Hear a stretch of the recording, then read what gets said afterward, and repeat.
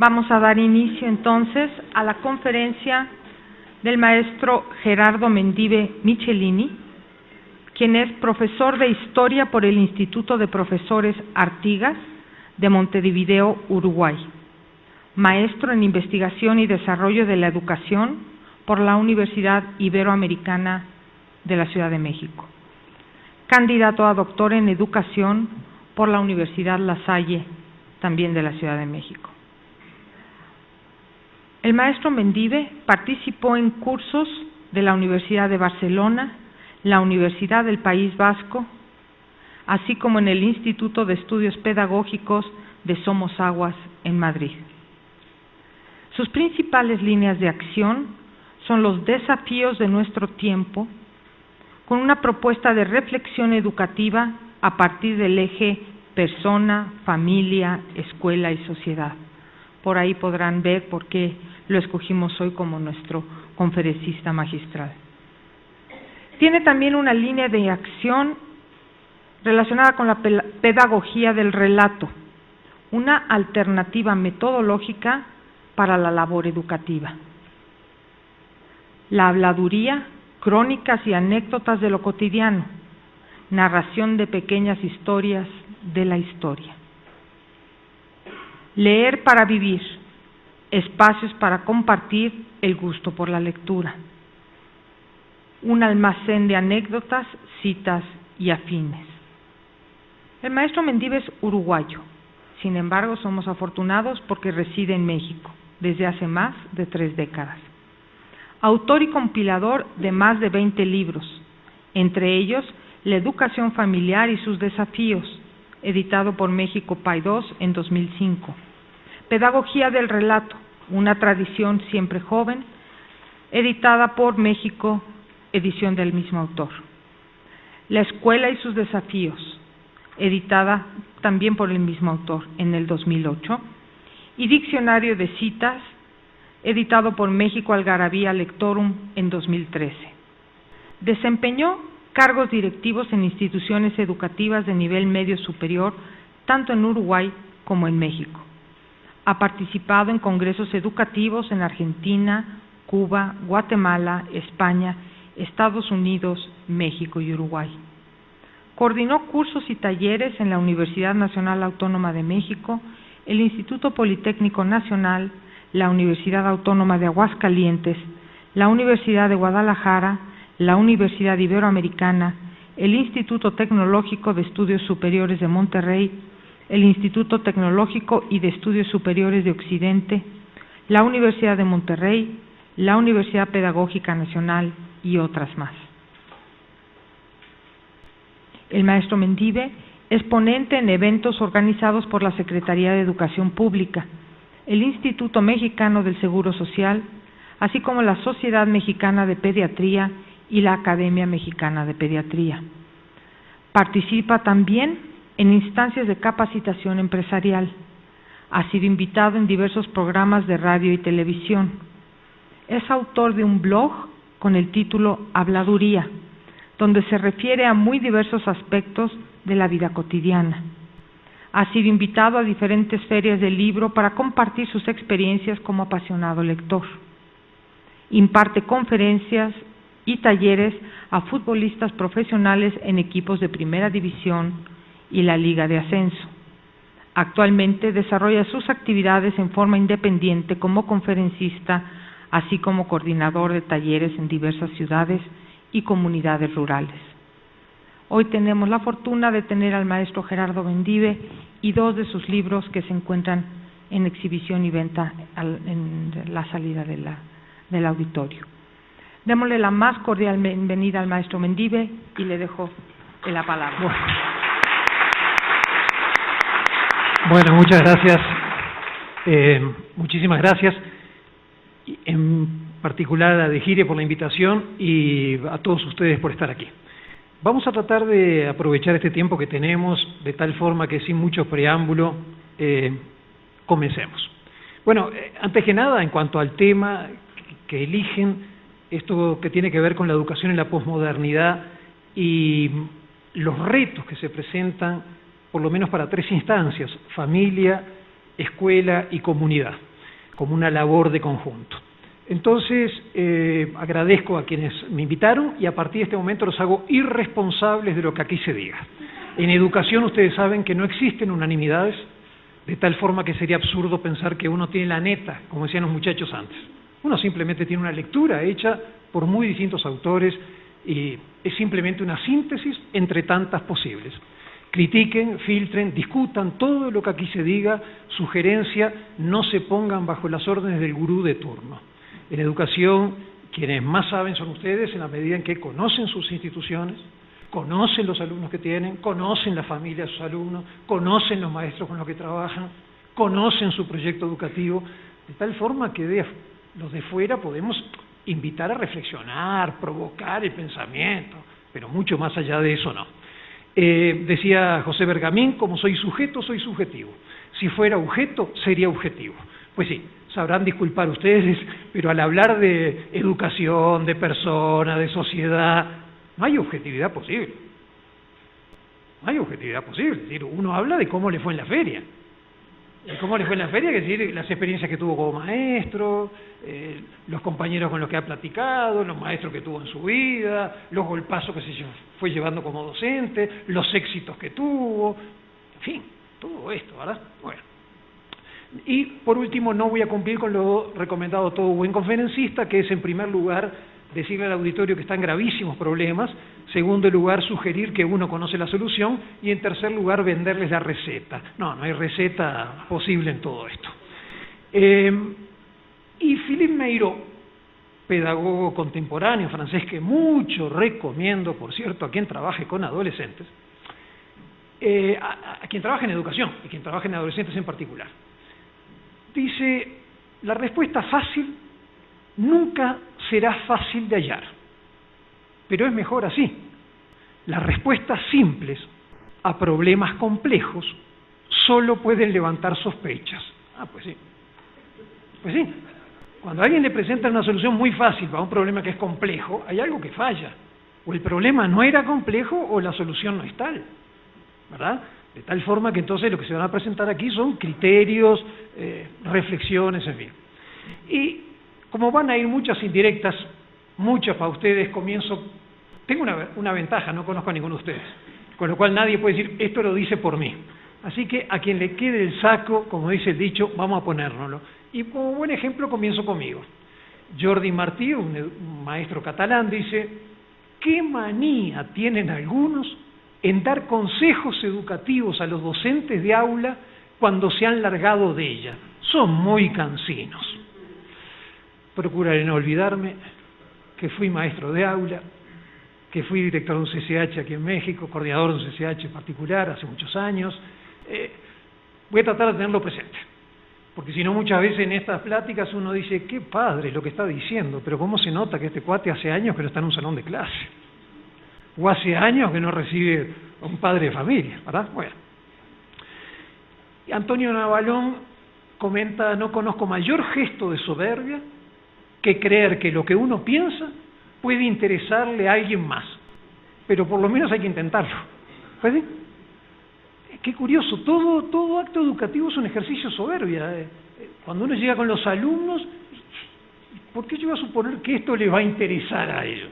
Es más, muchas veces no les interesa y lo que tengo que construir es un puente, ¿verdad? Todo aquello aprendizaje significativo, en fin, que ustedes conocen mejor que yo.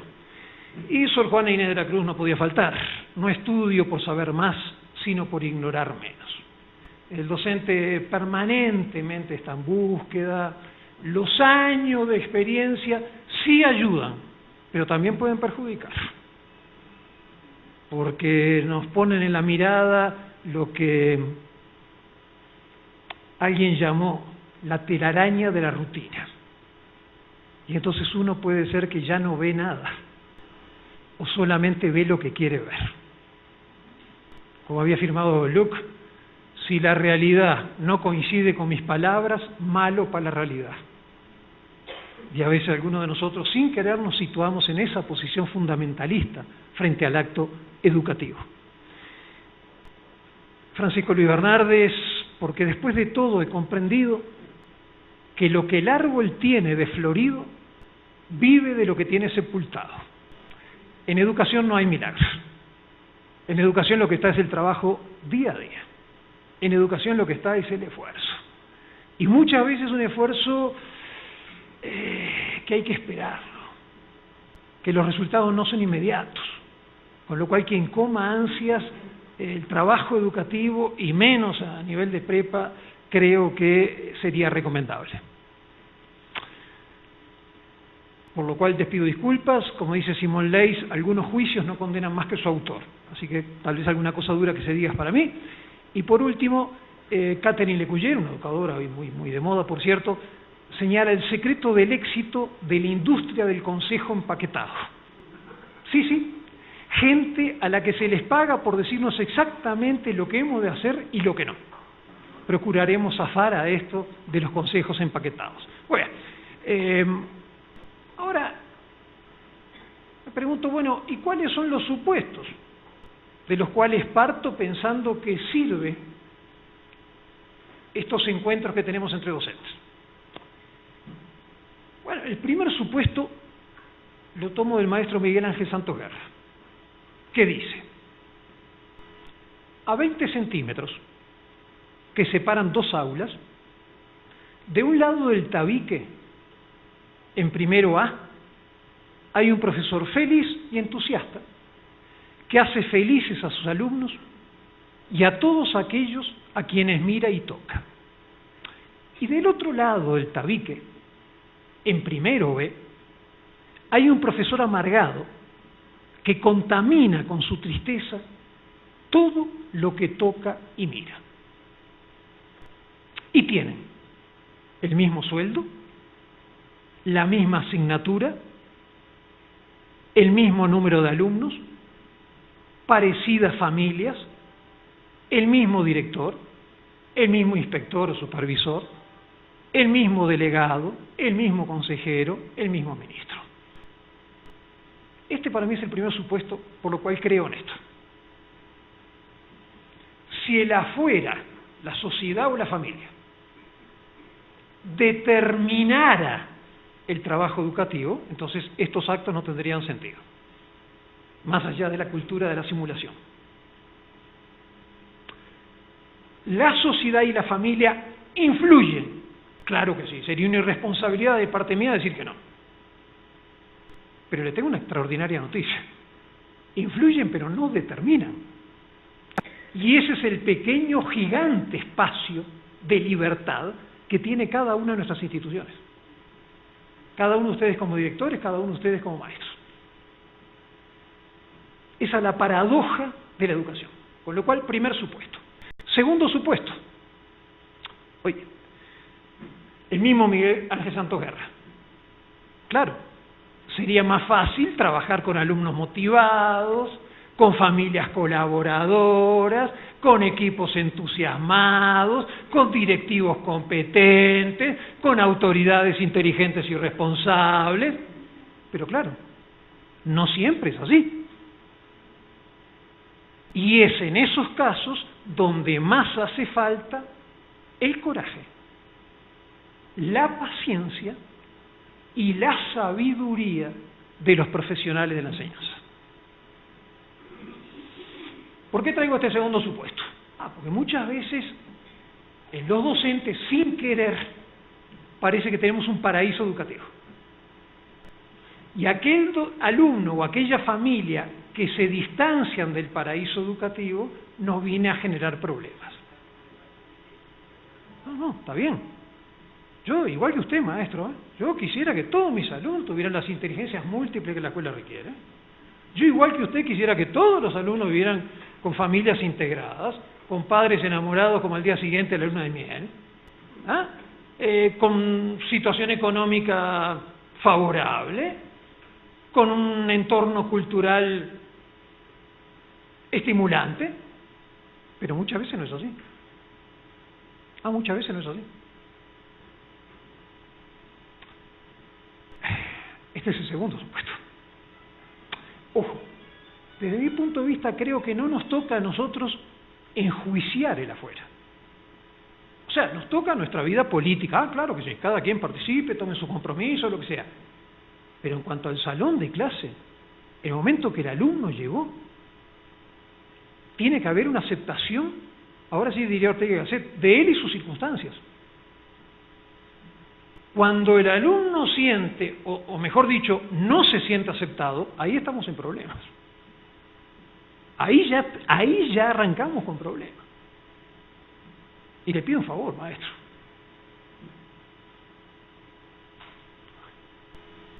Piense que sus alumnos no escogieron su entorno. Es la ley de Montes de Oca. Al que le toca, le toca.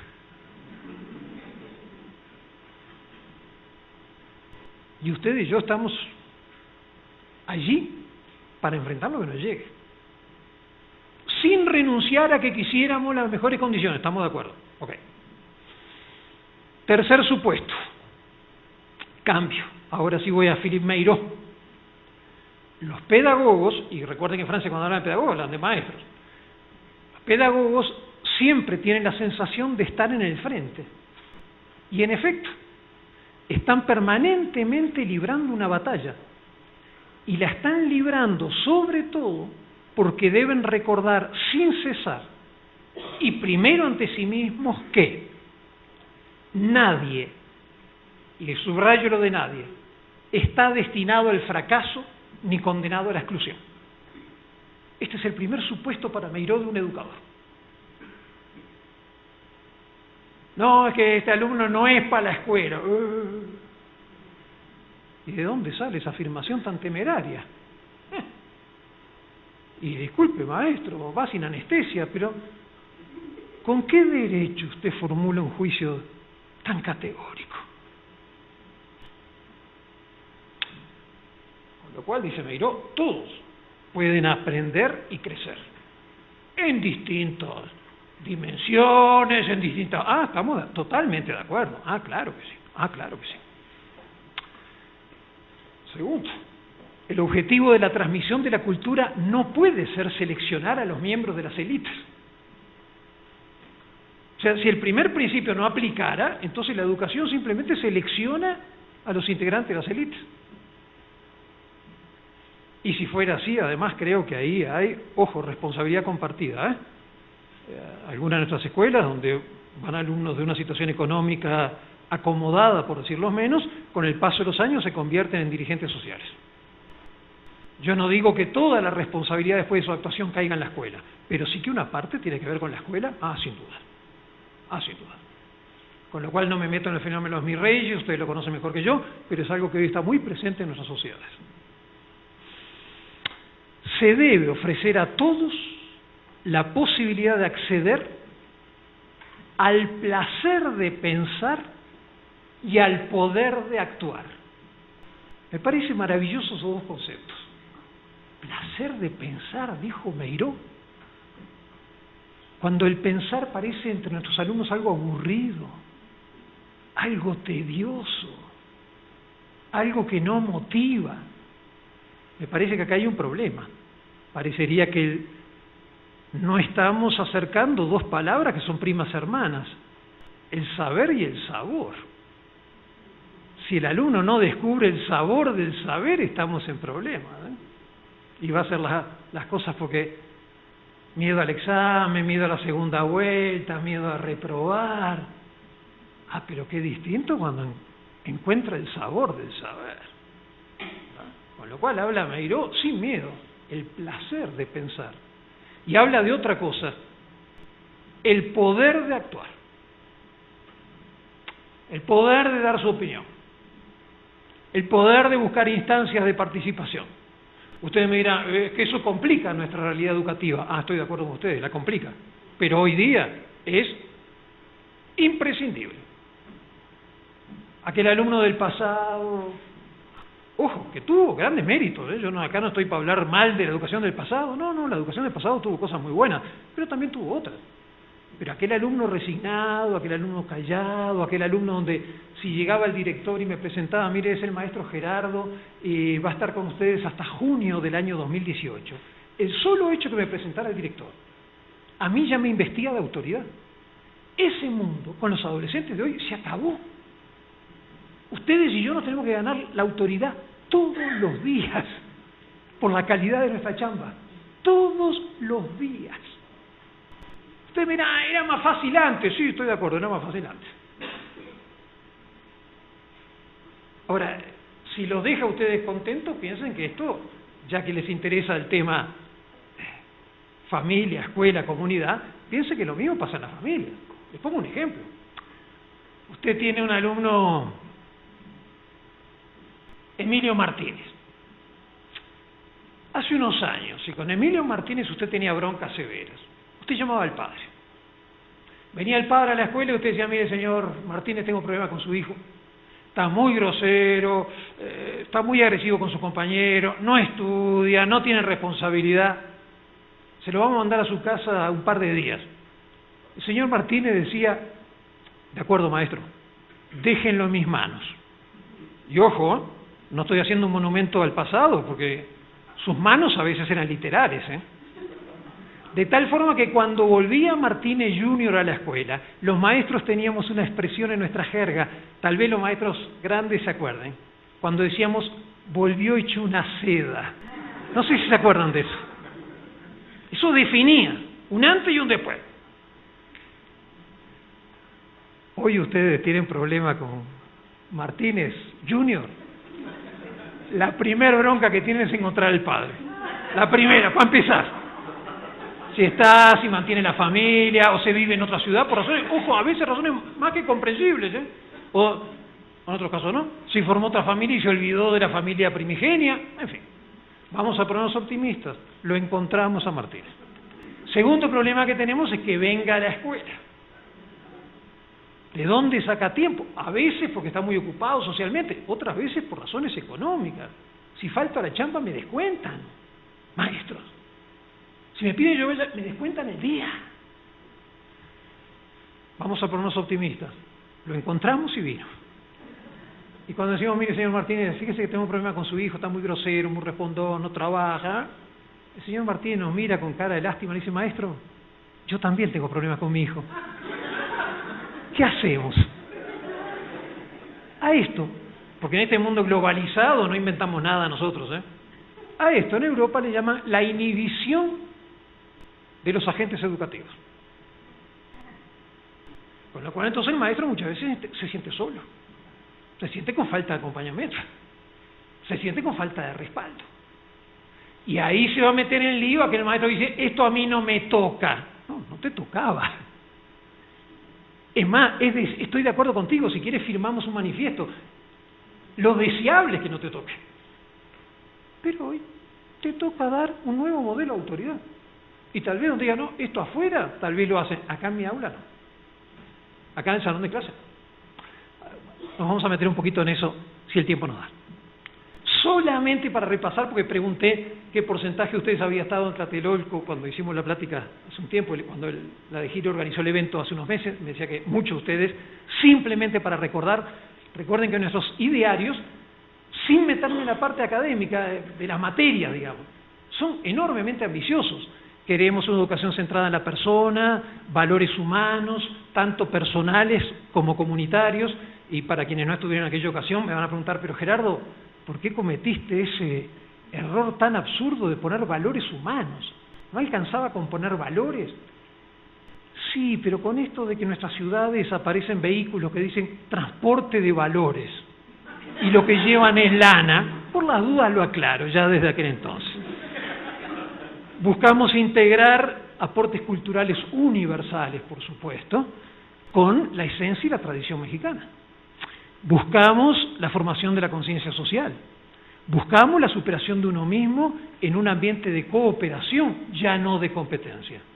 Y entonces hablamos del aprendizaje colaborativo, como habla mi queridísima amiga y vecina Frida Díaz Barriga, ¿verdad?, de esta casa de estudios, la comprensión crítica y el aprendizaje permanente, capacidad para el autocontrol, libertad responsable, diálogo y apertura a la diversidad, y por si fuera poco, responsabilidad socioambiental. El cuidado del agua, reciclar, separación de basura, esto está padrísimo, Yo se los compro. La gran pregunta es, ¿y nuestras instituciones lo hacen? Obviamente no hay una sola respuesta.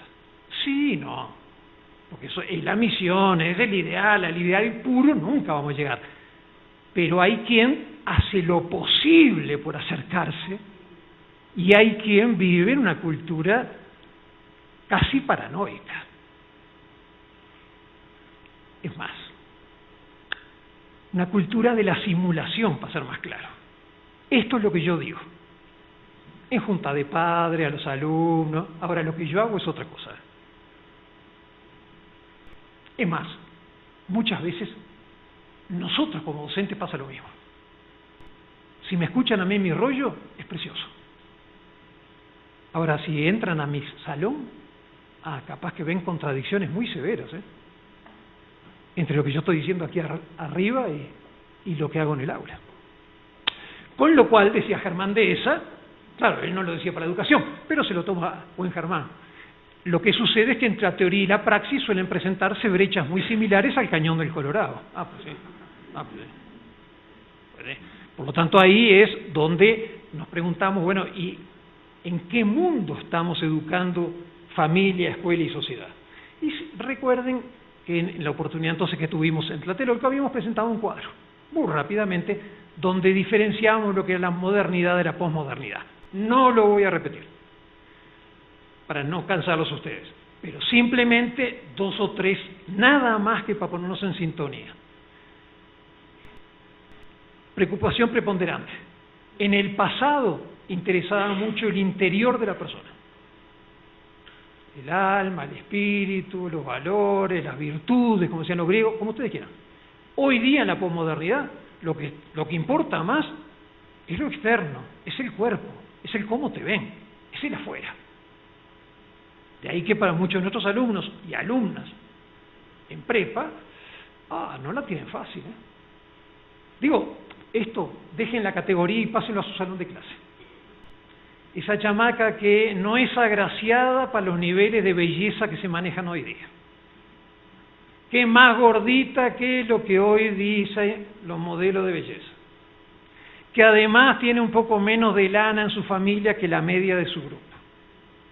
Que además tiene problemas de integración con el grupo. No la tiene nada fácil, Por eso en educación recuerden que tenemos las violencias visibles y las violencias silenciosas. Violencia visible cuando un chamaco le cierra una puerta, cuando le dice un disparate, cuando 2 se pelean, la ve. Pero recuerden, maestros, que también tenemos la violencia invisible. Esa chamaca que está calladita, nunca dice nada, nunca nos da el menor problema, pero está totalmente fuera de la escala de valores de la cultura en la que vive. En el momento, además, donde están buscando la construcción de la identidad, es lo fundamental, encontrar su lugar. No me meto en eso, algunos de ustedes deben saber mucho más que yo de esto. Recuerden el gran dilema del adolescente. Por un lado, ser como todos los adolescentes y al mismo tiempo ser como ninguno, ¿verdad? Y ahí se la van jugando. Etapa central de la vida. En el pasado, la etapa central de la vida era la adultez. Y para muchos de nosotros todavía nos tocó esa película. ¿Quieres comer a esta hora? No. Cuando tengas tu casa. ¿Quieres volver a esta hora? No. Cuando tengas tu casa, acá no.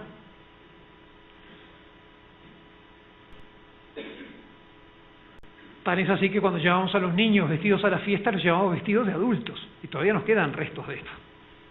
Que vamos a una fiesta y decimos, ¡ay, qué lindo está tu hijo! Parece un señor. Y el pobre desgraciado está a punto de la asfixia, ¿no? Porque está con traje, corbata, ¿verdad? El mensaje era clarísimo. Y ojo, para que no piensen en que todo antes era mucho más fácil y más bonito. Ojo, porque las escuelas en el pasado tuvimos aspectos muy positivos, pero también tuvimos algunos muy negativos. Cuando llamamos a los padres y los adolescentes decíamos, lo felicito, señor. Su hija es una señorita, qué madura que es. Nunca nos da un problema. Si ustedes vieran qué obediente que es. En el momento que era para que nos dieran lata. Porque estaban en ese periodo. Con lo cual era tan grande la presión social que muchas veces había quien pasaba por la adolescencia sin vivirla. Así que quien quiera levantarle un monumento al pasado, creo que también tendría que pensar estas cosas. Me parece que el gran desafío de la educación es que siempre tiene aspectos muy positivos del pasado que puede retomar y aspectos muy positivos del presente que puede tomar. Y se trata de hacer una síntesis inteligente y lúcida para hacer frente a los grandes retos, como titulábamos hoy. Hoy día nos fuimos al otro extremo. Lo que hoy está de moda es ser eternamente joven. A mí no me dio resultado el implante de cabello, pero no pierdo las esperanzas. Y hace un tiempo los jóvenes tenían que parecer adultos, hoy los adultos tenemos que parecer jóvenes, hablar como ellos, vestirnos como ellos, ir a divertirnos al lugar en que ellos se van a divertir. Hace un tiempo a los viejos les decíamos viejos, después alguien dijo, no, suena muy feo, vamos a llamarles ancianos. Después alguien dijo, no, suena muy feo, vamos a llamarles personas de la tercera edad. Después alguien dijo, no, vamos a llamarles adultos en plenitud. Y bueno, acá traigo mi material didáctico. Ya tengo, no quisiera traerlo, ya tengo mi tarjetita de soy adulto mayor. ¡Ah, qué padre! Ok, como ustedes comprenderán, no es un asunto de palabras, es un asunto de cultura, en fin. No sigo con esto, porque lo vimos hace un tiempito con muchos de ustedes, pero sí es importante ver que estamos con otros alumnos, con otras familias. Es una paradoja, yo no tengo hijos, me invitan mucho a dar charlas para padres. Cada vez, en las charlas para padres, encuentro por un lado algo muy positivo. Recuerdo que hace años Germán de Esa me decía, Gerardo, convéncete. En México, cuando decimos junta de padres, quiere decir junta de madres. Porque la educación no es tema de hombres. ¿Me acuerdas? Germán me decía irónicamente. Una positiva es que cada vez en la junta de padres veo más varones. Cada vez. Pero también es cierto que cada vez veo más abuelos, por ejemplo. Cosa que antes no se daba.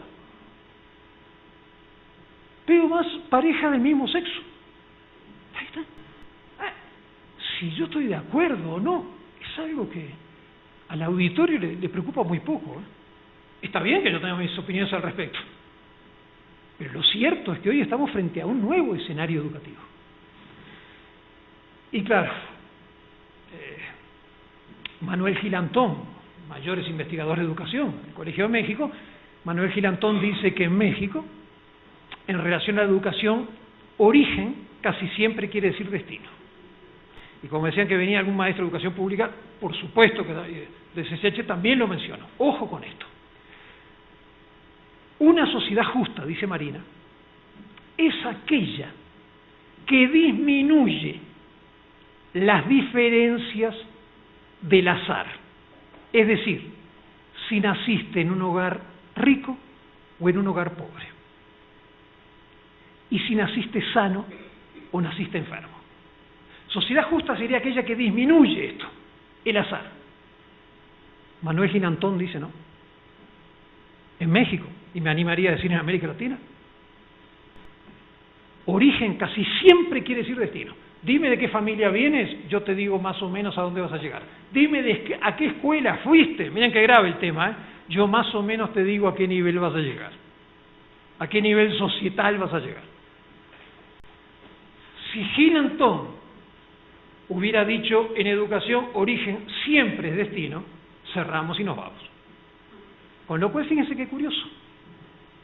Para muchos de nosotros, nuestra gran esperanza se limita a una palabra de 4 letras, casi. De ahí nos agarramos. De tal manera que muchos de ustedes que trabajan en ambientes a veces desfavorecidos, lo que están haciendo es desafiando lo que yo llamo la ley de la gravedad, pero la otra gravedad, la gravedad socioeconómica. Y usted muchas veces se va a encontrar con un alumno que viene con todo en contra. Usted no se siente Rambo, usted no siente la Mujer Maravilla, pero usted está dispuesto a hacer lo imposible para que no sea siempre, para abrir esperanzas para el casi. Claro, requiere, por supuesto, del apoyo del principal interesado. Por eso nosotros sabemos muchas veces la frustración docente. Entonces usted dejó el alma en la cancha, para decir en términos futbolísticos, y no obtuvo resultado. Y aquel alumno que necesitaba, o aquella alumna que necesitaba involucrarse, aunque sea parcialmente, no lo hizo.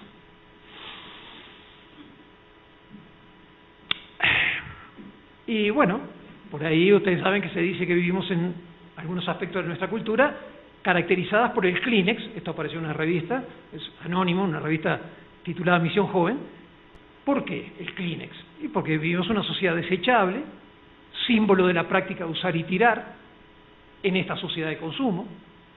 Nada dura, nada es estable, nada es para siempre, usar y tirar. Otro símbolo de nuestra cultura sería el microondas, porque encarna el efecto de la acción instantánea, con resultados visibles e inmediatos. Como no tenemos tiempo de espera, ahí te va el microondas. Y un tercer símbolo de nuestra cultura tiene que ver con la aspirina. Ojo, bienvenida a la aspirina, ojo. Pero a veces propicia la falta de tolerancia mínima al dolor, a la menor molestia.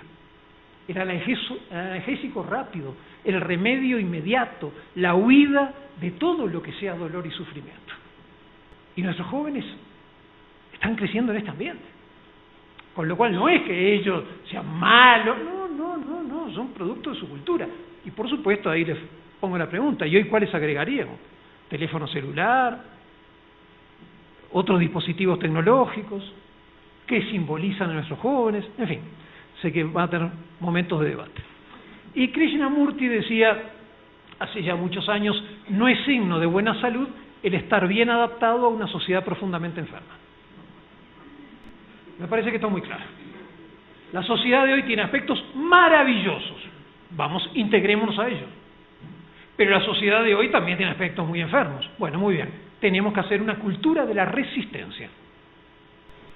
En familia, en escuela y en comunidad. Resistir.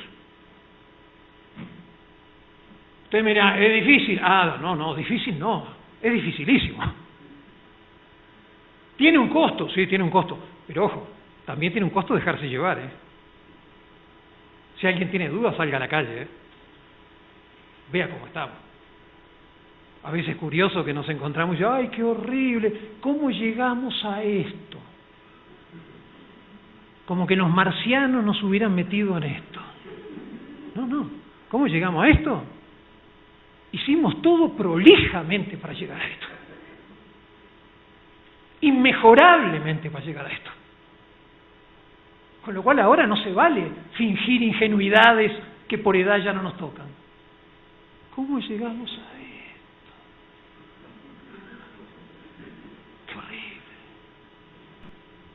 Y por supuesto que acá hay un discurso que, entre paréntesis, para nuestros adolescentes es casi insostenible. Y estos adultos que nos vienen a dar clase de valores y de ética y a decirnos que nosotros, porque estamos tatuados o porque no cumplimos con las normas, ¿qué modelo de sociedad nos están dejando? Porque esta sociedad no la hicimos nosotros. Se preguntan nuestros adolescentes en salón de clase. Mi queridísimo maestro, el doctor Pablo Latapí, muchas veces decía que para muchos de nuestros alumnos, muchos conceptos son virtuales. Que la justicia es, todos somos iguales ante la justicia. ¿Cómo? Lo leen en el libro. Pero no viene informativo de ayer. Que la justicia es gratuita y expeditiva. ¿Cómo? Si estoy escuchando lo que dice mi papá, mi mamá.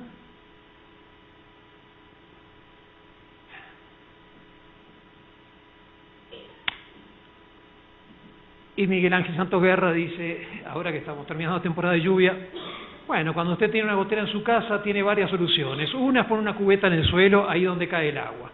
No le gusta esta solución, le tengo otra. Impermeabilice el techo de la casa. Tampoco le gusta esta, cámbiese de domicilio. Eso sí, le pido un favor. No adopte, dice Santos Aguirre, la que adoptan aquellos que esperan una mutación del organismo hasta adquirir respiración branquial y poder realizar vida acuática. Me tengo que adaptar a esto, me adapto. Me tengo que adaptar a esto, me adapto. No, maestro. Muchas veces usted va a tener que decir no. Usted como escuela muchas veces va a tener que decir que no. Usted como padre de familia muchas veces va a tener que decir que no. Y entonces, reacciones y respuestas frente a esto. Evidentemente la escuela, la educación tiene 4 bases: persona, familia, escuela y sociedad, yendo de menos a más. Y entonces ustedes evidentemente estaban interesados en estos 3 aspectos: familia, escuela y sociedad. Por ahí lo remarcamos porque es tal vez de lo que más hemos estado hablando. Cuando los docentes reflexionan, como lo hacemos hoy, con honestidad acerca de sí mismos, a veces descubren hábitos emocionales, conductas, estrategias didácticas que es necesario modificar. Porque lo están escuchando acá, no, porque la realidad ya nos dice que esto hoy no funciona. Porque en mi escuela yo ya sé que esto ya me está diciendo a los gritos que esto, que durante mucho tiempo nos dio resultado, hoy ya no. Decía Einstein algo así como que no saldremos del pozo pensando de la misma manera que nos condujo a él. Y para cambiar hay que aprender a desaprender, por eso se habla tanto de este concepto de aprender a desaprender que hace un tiempo nos parecía ciencia ficción.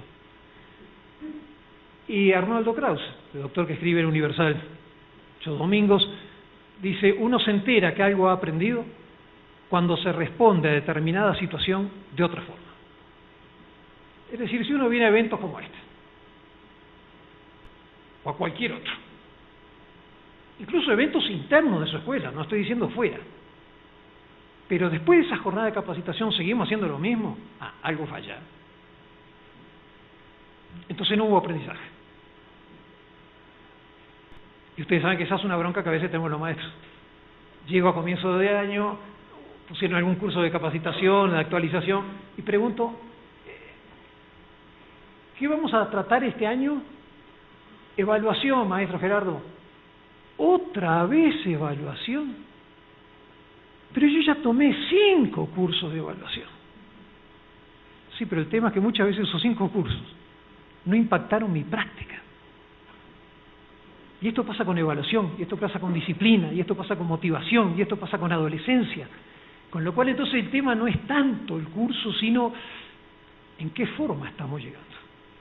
Acá una pequeña hipótesis, no mía, leída por ahí. Muchas de nuestras instancias de formación solamente tocan lo racional. Y al quedarse en lo racional, no impactan la práctica. Hay más chance, no es garantía, cuando la instancia de capacitación toca lo racional y lo afectivo. Ahí hay un poquitito más de chance. Insisto, no hay garantía, pero hay un poquitito más de chance. Y bueno, una de las alternativas para este binomio familia, escuela y sociedad es que los últimos años, dice Javier Gómez Lanzón, filósofo español que creo que hay que tomar muy en cuenta en estos días, Gómez Lanzón dice que durante estos últimos siglos hemos trabajado mucho por buscar el ser libres. Y era lógico, porque veníamos de culturas que habían sido muy autoritarias y donde el grupo no dejaba espacio a la persona. Pero ahora, a comienzo del siglo XXI, estamos descubriendo que no solo se trataba de ser libres, sino que tenemos que aprender a vivir libres y juntos. Caray. Y mordimos el anzuelo durante un tiempo que lo único que teníamos que buscar era libertad. Está bien. Pero por buscar cada quien la suya, fuimos creando una sociedad que se transformó en una especie de lucha libre.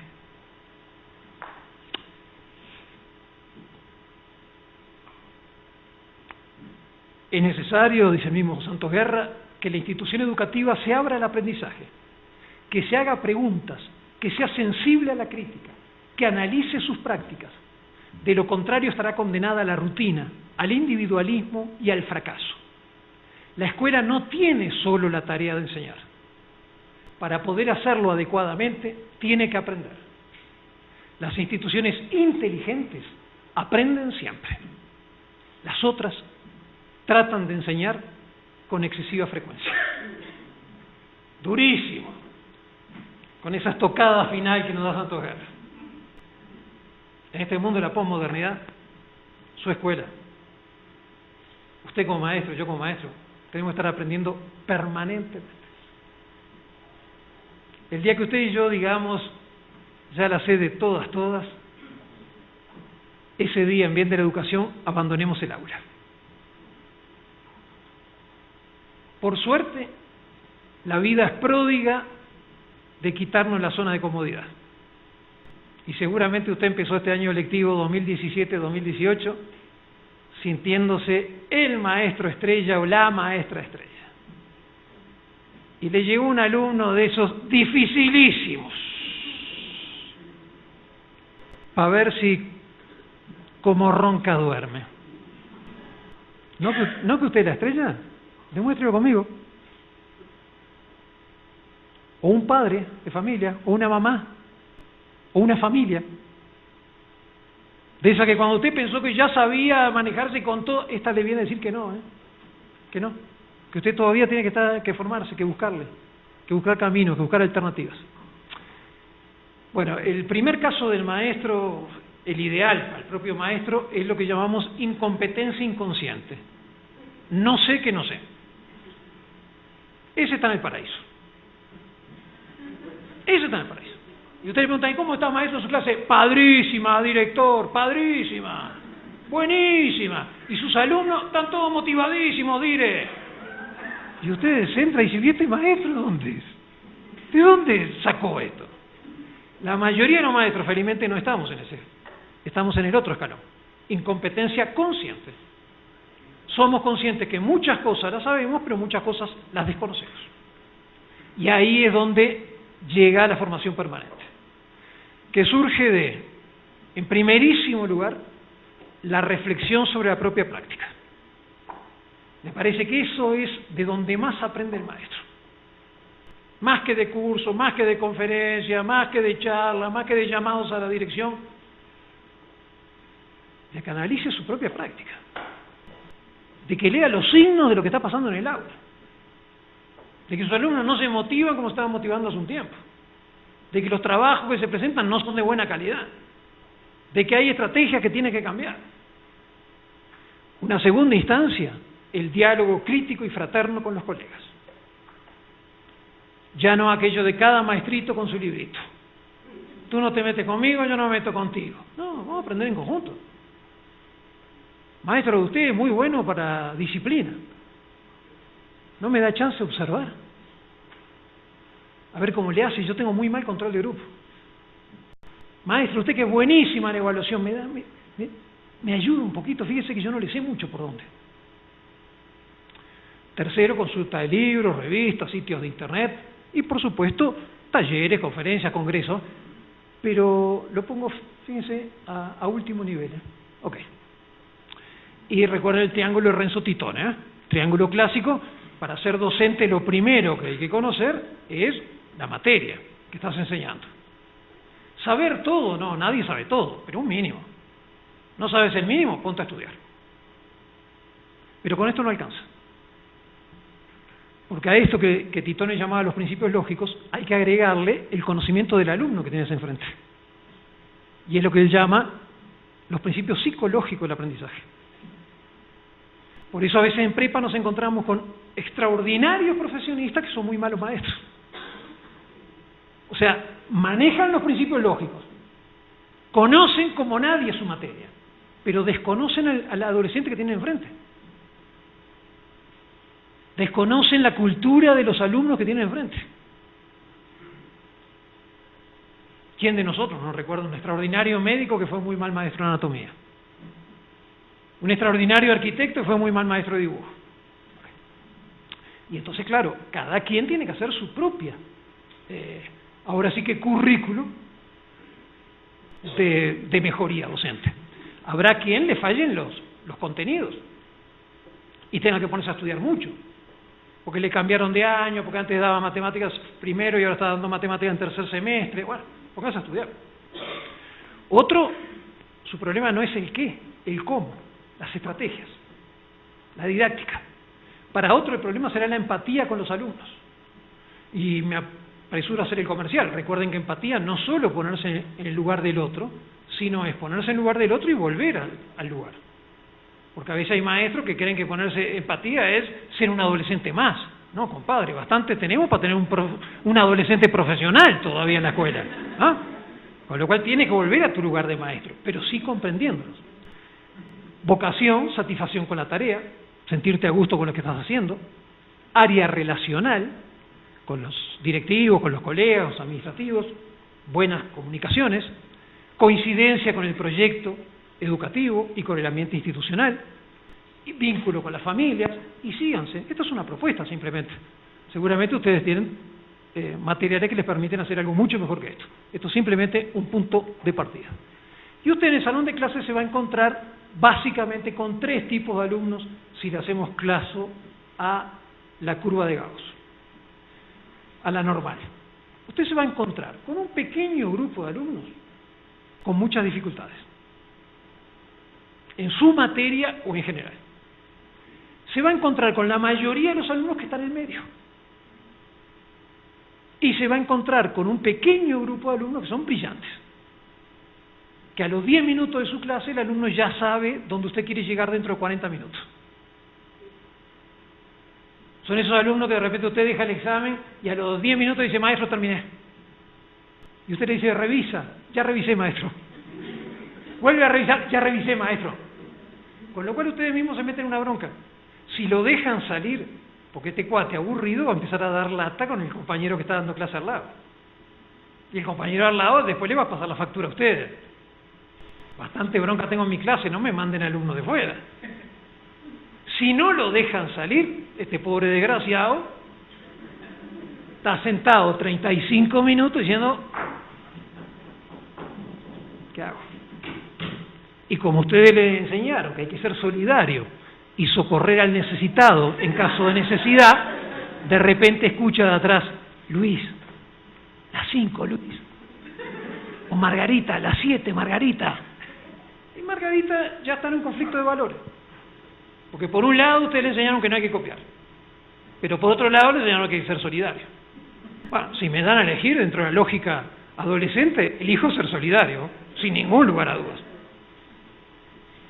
Con lo cual el gran secreto, para que esto no quede en categoría, cuando uno entra, ve que hay un examen, una tarea, y ve que todos los alumnos están mordiendo el lápiz y rascándose la cabeza. Y uno tiene ganas de ovacionar a ese maestro y decir, maestro, felicitaciones. Porque usted diseñó su prueba con alguna pregunta que incluso los que tienen más dificultades se van a poder revolver. Agregó otras preguntas pensando también. Y también puso otras preguntas para los que son muy brillantes. Digo que ya nos enseñó que no son categorías fijas. Por suerte hay movimiento en esto. Y parte de esto tiene que ver con su trabajo, ¿verdad? Ok, pero a nivel de esquema me parece que era importante ilustrarlo. Y Philippe Meiro habla de tener cuidado con el fracaso con los adolescentes. Yo voy a ir muy rápido con esto porque ya nos queda un ratito, se nos va cortando, pero creo que vale la pena este texto. Desde hace ya mucho tiempo manifiesto la irritación que me despierta esta frase tantas veces oída, otro lugar común por excelencia. Ese alumno no alcanza los objetivos porque no está motivado. Tengo la costumbre de invertir entonces tal afirmación haciendo esta pregunta. ¿Y si por el contrario no estuviera motivado porque no hemos sido capaces de hacerle alcanzar los objetivos? Pues no hay nada más demotivador que el fracaso.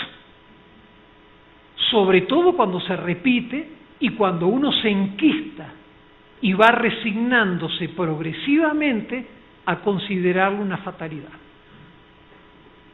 Concluye Meiro preguntando, ¿cómo puede alguien sentirse motivado cuando parece que el éxito está fuera de su alcance y cuando nunca ha podido comprobar un progreso, apoyarse en una adquisición, en caso de que haya podido hacerla, para proyectarse en el futuro e imaginarse diferente? Y todavía da un paso más. Disculpen porque el texto es muy largo, no me gusta poner textos tan largos, pero el tema es que quise renunciar a algo y no pude. El psiquiatra Philippe Jamet muestra con claridad el carácter paradójico de lo que sucede cuando un adolescente acumula derrotas. Termina por organizar su propio fracaso, porque es lo único en lo que realmente puede tener éxito. Les pido por favor que no olviden esa frase. Lo que sucede cuando un adolescente acumula derrotas, termina por organizar su propio fracaso porque es lo único en lo que realmente puede tener éxito. En efecto, el fracaso engendra con gran frecuencia el temor de correr el riesgo de volver a fracasar. Se produce una especie de entumecimiento de la motivación, en cierto modo privada de sus raíces, e incapaz de darle al joven la posibilidad de proyectarse el futuro. A veces, el joven desarrolla la voluntad deliberada de fracasar, con frecuencia acompañada de formas de violencia y autodestrucción que le permiten decirse, por lo menos, esto lo hice yo. A veces esto es marcar su cuerpo, a veces esto es la violencia con sus compañeros. Y ese proceso en ocasiones lleva a esta contradicción última: darse muerte, escolar, profesional, afectiva, psíquica, físicamente, para tratar de retomar las riendas de su vida. Parece una maravilla. A mí, lo personal, me hizo mucho ruido esto. Está tomado un libro que se llama Recuperar la pedagogía, de Philippe Meiró, y me parece que nos arroja mucha luz. Ojo, con esto no estoy diciendo de decir a aquel alumno y decir, ¡ay, pobrecito! No, nada más lejos que eso. Cuando la ocasión dice pobrecito de alguien, vamos por mal camino. Lo cual a veces interiormente yo puedo decir, pobre esta criatura, pero hacia afuera yo voy a tratar de darle la exigencia y el apoyo. Si me quedo en el pobrecito, lo único que hago es multiplicar su área de eficiencia. Si solamente me quedo en la exigencia, sitúo una meta a un lugar donde no puede llegar. Por eso muchas veces, para decirlo gráficamente y esquemáticamente, la educación es una combinación entre la mano abierta, que apoya, que impulsa, que acompaña, y el puño cerrado, que exige, que dice no cuando hay que decir no. Como decía el maestro Octavio Paz, la libertad es ese instante mágico en que tienes que decidir entre dos monosílabos, sí y no.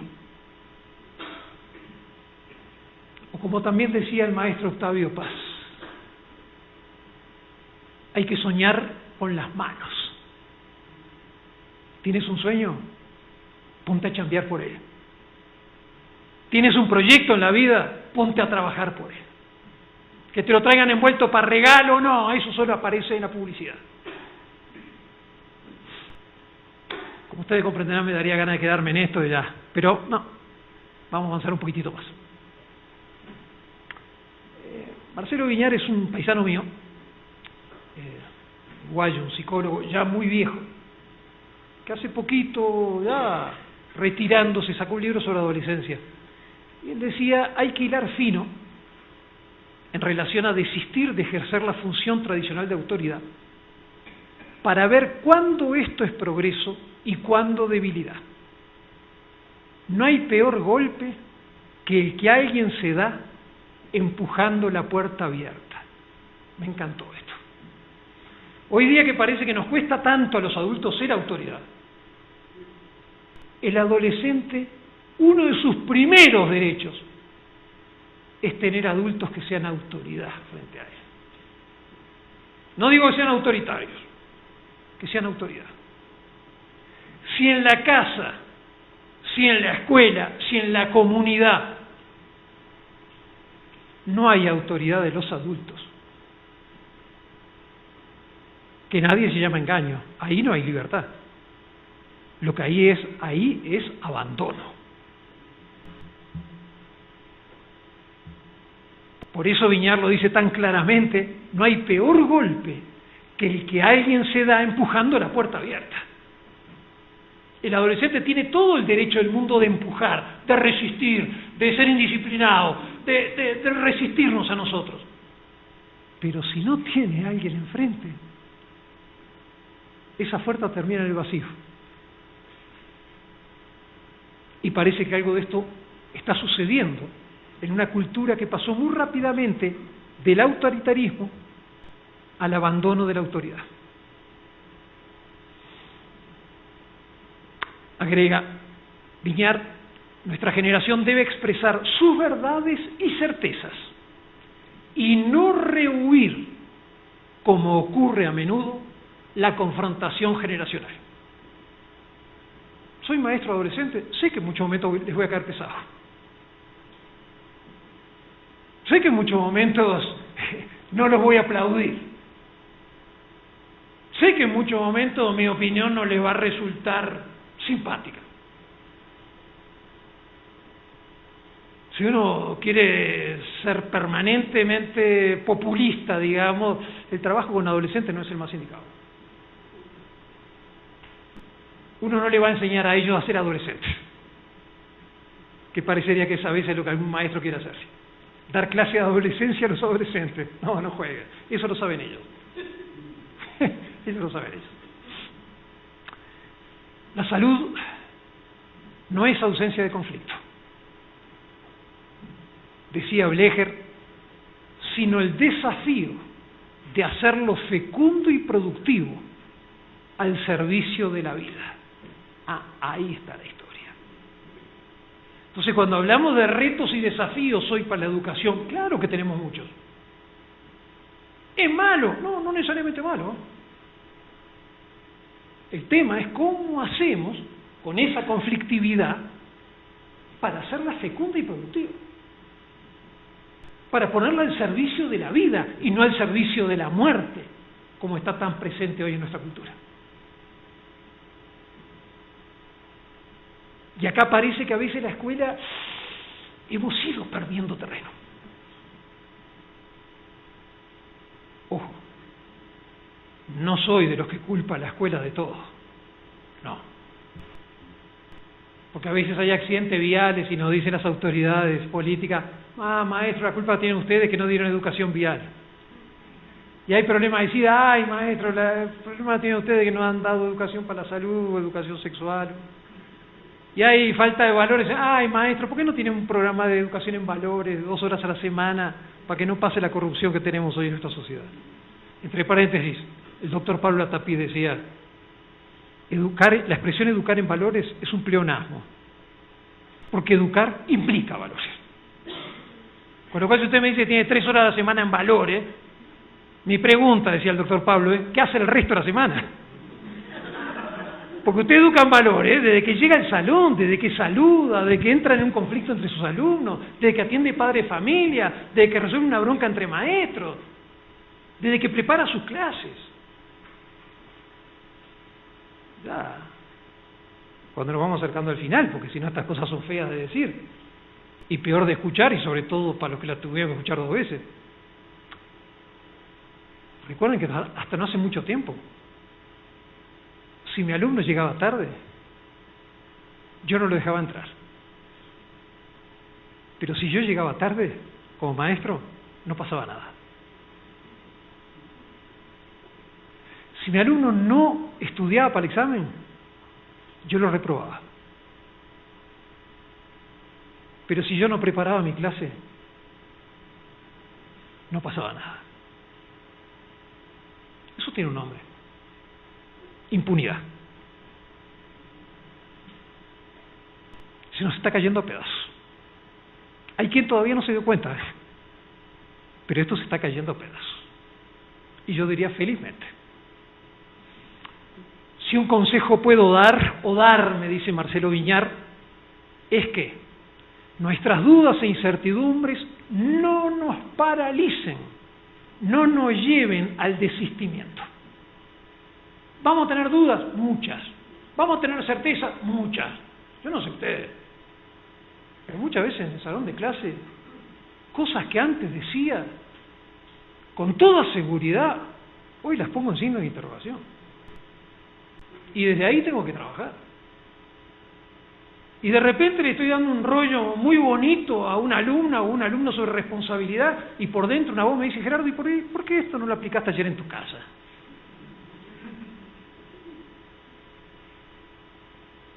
Y de estas incertidumbres, estas incoherencias, desde acá trabajamos. Y sí, a veces uno tendría ganas de callar, de desistir, de decir: me doy por vencido. Pero eso le está prohibido a un docente. Eso le está prohibido a una escuela. No quiere decir que muchas veces usted no tenga ganas de decir: estoy harto. Yo también. Que muchas veces usted no quiera decir frente a sus alumnos: yo también, con ustedes yo ya no puedo. Sí, sí. Yo también tengo ganas de decirlo. Una cosa es tener ganas de decirlo, otra cosa es decirlo. Porque la generación que llega necesita de la resistencia y de la oposición de la generación que está. Ah, claro que sí. ¿Para qué? Para poder inventar la épica de su emancipación y parir su originalidad. Fíjense, casi nada. ¿Y para qué no necesitan? Para nacer. ¿Y para qué necesitan nuestra autoridad? Para emanciparse. Y si no hay autoridad, no se pueden emancipar. Por eso tenemos muchos adolescentes que se consideran libres, pero son esclavos. Recuerden la palabra adicto, viene de esclavo. Son esclavos de la oferta de una sociedad que les ofrece la mesa servida. Y hasta le vende la bandera de libertad incluida. Si la escuela no sirve para que el adolescente piense esto, disculpe que sea tan grosero, no sé para qué sirve la escuela. Porque si algo no le gusta al adolescente es que le bailen su libertad.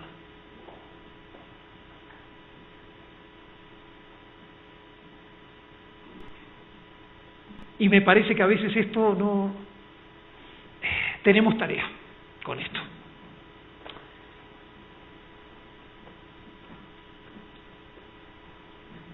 Ignacio Leukovic señala: en definitiva, la disposición puede ser: suponemos una institución o leemos una situación. Son dos mundos distintos, bien distintos. Si suponemos cómo debería ser una escuela, no logramos pensar nada de lo que hay o de lo que puede haber. Si partimos de una situación dada, ahí podemos empezar a pensar. Tal vez yo llego el primer día de clase y yo tengo una suposición de cómo van a ser mis alumnos. Pero los alumnos que me llegan son muy distintas a esta suposición que yo traía. O yo tengo una suposición de cómo deberían ser las familias.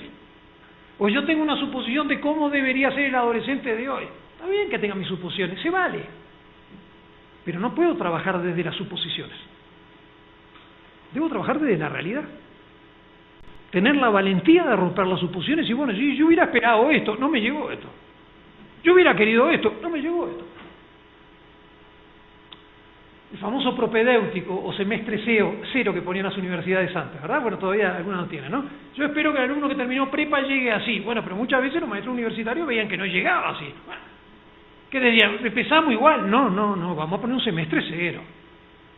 O vamos a poner un módulo inicial. Ok.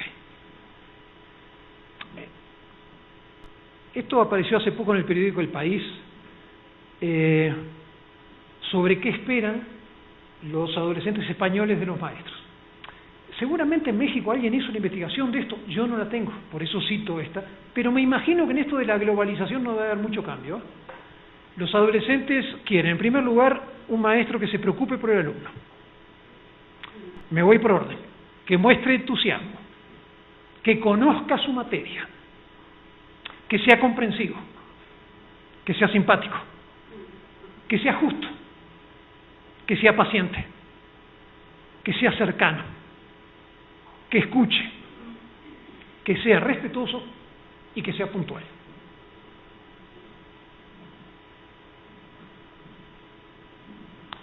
Decía el gran guanajuatense don Jorge Ibargüengoitia, cuando recordaba su tiempo de estudio, que tenía un maestro que era tan bueno que cuando faltaba los alumnos estaban de duelo. Los alumnos estaban de duelo porque sabían que habían perdido algo emocionante. De eso se trata. Y no por el contrario, qué bueno que faltó. Está bien, de vez en cuando, por supuesto que sí. Pero no siempre. No hay una vez que los alumnos digan, no, ¿cómo que no vino?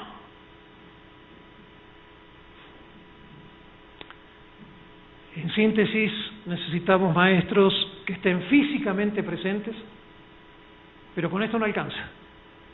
Hay que estar también emocionalmente disponible. Yo puedo estar físicamente presente. Llegué a la escuela, llegué en hora, marqué tarjeta, pero si emocionalmente estoy ausente, yo no leo las señales de mis alumnos. Cuando estoy emocionalmente disponible es aquel momento que mientras dejo los papeles, ¿qué tal? ¿Cómo está, muchachos, chicas? ¿Qué tal? ¿Cómo les ha ido? Miro, veo los ojos de uno y digo, a este le pasa algo. Me acerco en el descanso, no me lleva más de un minuto decirle, mira Pedro, o mira Margarita, o mira Lupita, me parece que algo te pasa, ¿eh? No quiero que me cuentes, es tu vida, pero si puedo apoyarte en algo, cuenta conmigo. ¡Ah, caray! ¿Y cómo se dio cuenta la maestra? ¿Cómo se dio cuenta el maestro? Estaba emocionalmente disponible.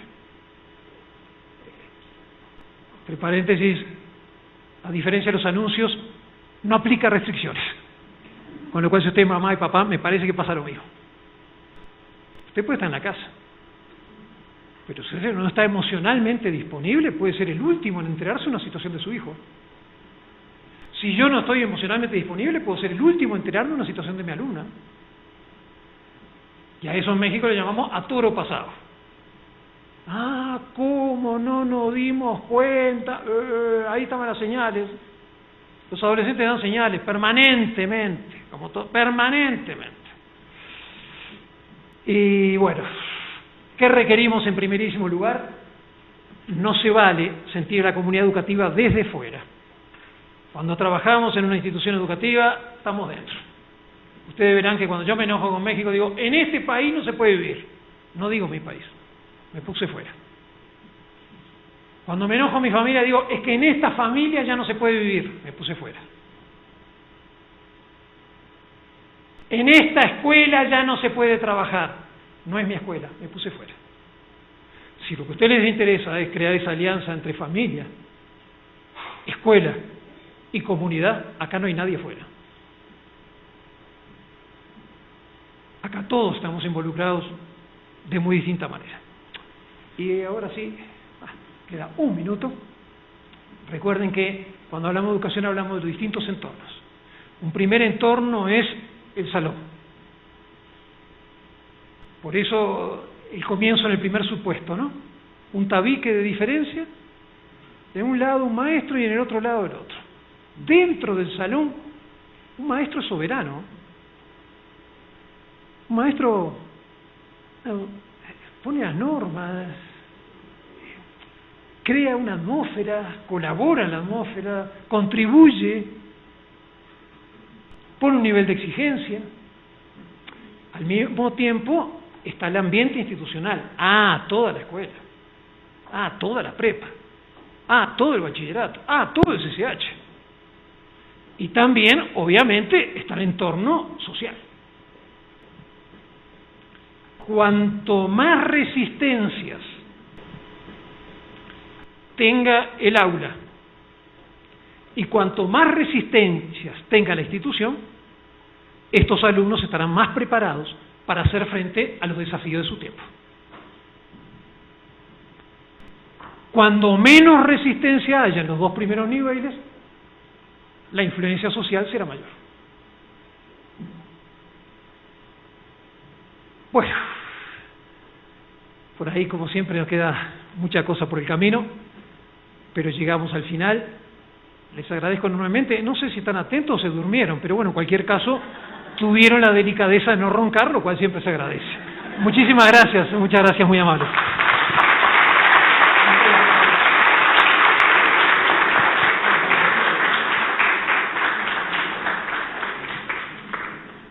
Pues muchas gracias, maestro Mendivia. Creo que hemos disfrutado mucho esta presentación. A mi juicio ha sido una excelente fotografía de la educación que nos permite ver lo que está pasando, al mismo tiempo que la complementa con una radiografía de la educación que nos ayuda a pensar por qué está pasando. Y creo que es aquí donde hay un espacio muy grande para la reflexión de lo que podemos hacer al interior de nuestras escuelas, de nuestros salones de clase y del ambiente educativo que tenemos, algunos con el contacto de los alumnos, otros como directivos, el contacto con los padres y ser parte de esta comunidad. Le agradezco, maestro Mendivia, es usted invitado perenne de la DEGIRE, esperamos verlo próximamente. Muchas gracias.